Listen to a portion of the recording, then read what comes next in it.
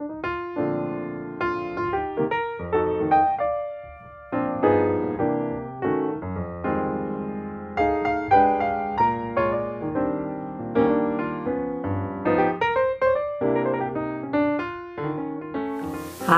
I'm Donna Wickham and I'm president of Keystone Assessment. Thanks for viewing this free presentation that we've put together for systematically using the NCSC resources.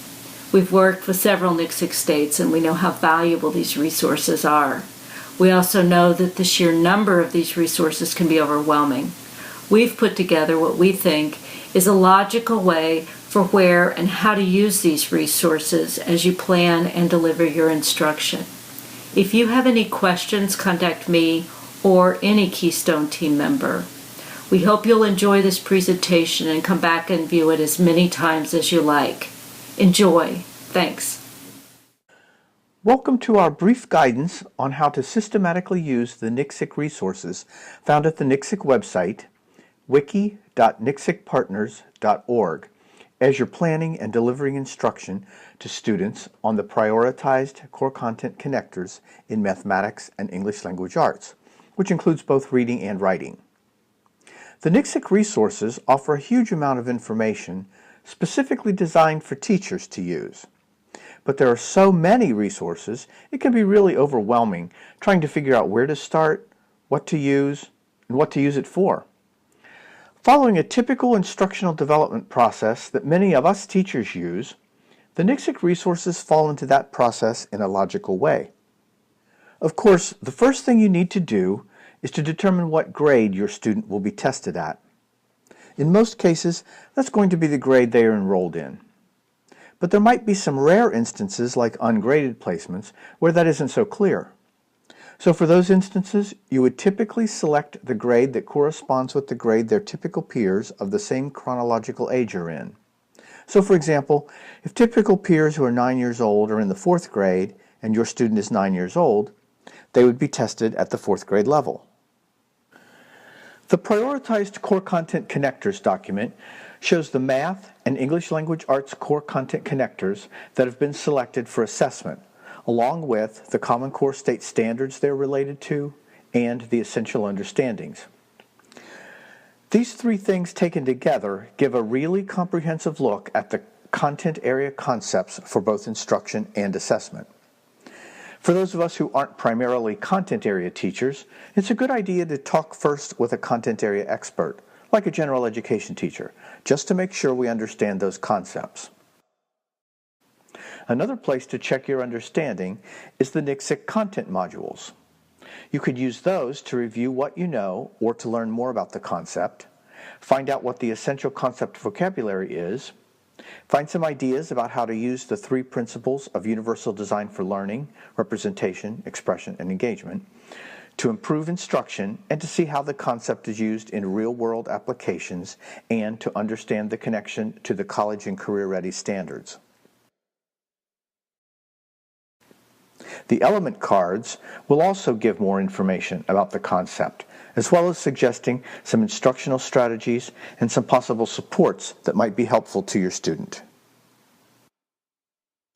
Once you're sure you fully understand the concepts of the Common Core State standards, the core content connectors, and the essential understandings, start thinking about your student in relationship to the prioritized core content connectors. What you might do is group the core content connectors according to ones that you can see your student achieving in a typical amount of instructional time and using the same materials, activities, strategies, and supports that are already a part of your teaching. The ones that you can see your student achieving but might take some additional time in planning. Then finally, those that you have trouble seeing your student achieving no matter what. The last 2 groups of core content connectors are where you're going to want to spend a lot of time thinking about your instruction. Spending that extra time, especially in planning for those core content connectors you placed in the last group, might help you tailor your instruction so the concepts you originally thought weren't achievable might become possible. As you plan your individualized instruction, especially on the core content connectors you placed in the last 2 groups, some NCSC resources you can use are the Learning Progression Frameworks and the Instructional Families. You can use the Learning Progressions frameworks, which show research-based pathways for learning core concepts and processes, to identify any knowledge gaps your student has. Then you can decide how to help your student fill in those gaps, or what additional supports or scaffolds might help your student either work through the gaps or around them. The instructional families show you how the core content connectors, and those include both the prioritized core content connectors and the core content connectors that aren't in the assessment, are related to each other within a grade, and how they connect to core content connectors at earlier and at future grade levels. You can use that information to instruct your student on related core content connectors to support your student's understanding of the targeted one, as well as support the ongoing development of the more comprehensive concept.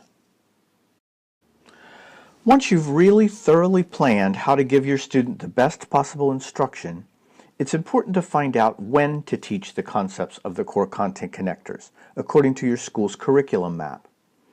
Usually, there'll be several times during the year that the concepts get revisited, so your student will have several chances to get it.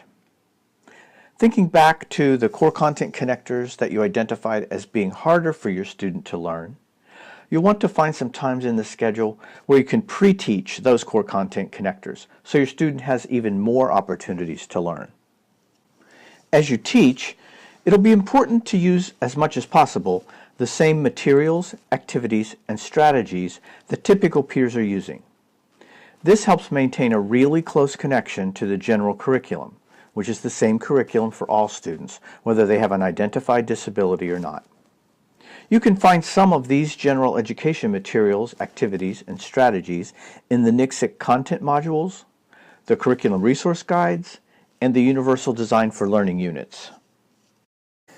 Using the principles of Universal Design for Learning will be helpful as you teach the general curriculum to your student. An effective process to use is to first review the lessons you're teaching and see if there are additional means of representation, expression, and engagement that you can add to your plans. Once you've done that, look at each part of the instruction and identify any barriers that the materials, activities, and strategies might present to your student. Then you can work on removing or reducing those barriers by making adjustments to the materials, activities, and strategies. You can also provide additional supports or scaffolds for your student to use. As you do that, it's really important not to change the content. You want to give your student as much access to the full content as you can, not take anything away. You can find many resources about this process by clicking the link at the bottom of this slide. Even with the best planning and instruction, sometimes you'll still have a student who struggles. For a student like this, after you've done all of the other instructional pieces described up to this point, you might go to direct instruction. In the Universal Design for Learning units, there are concept reinforcement activities embedded in most lessons that give you a scripted activity with direct instructional techniques that let you take data on your student's performance. If you're using other units besides the Universal Design for Learning units, you can use the NCSC Universal Design for Learning units concept reinforcement activities as models and make concept reinforcement activities of your own to go along with any unit that you're using.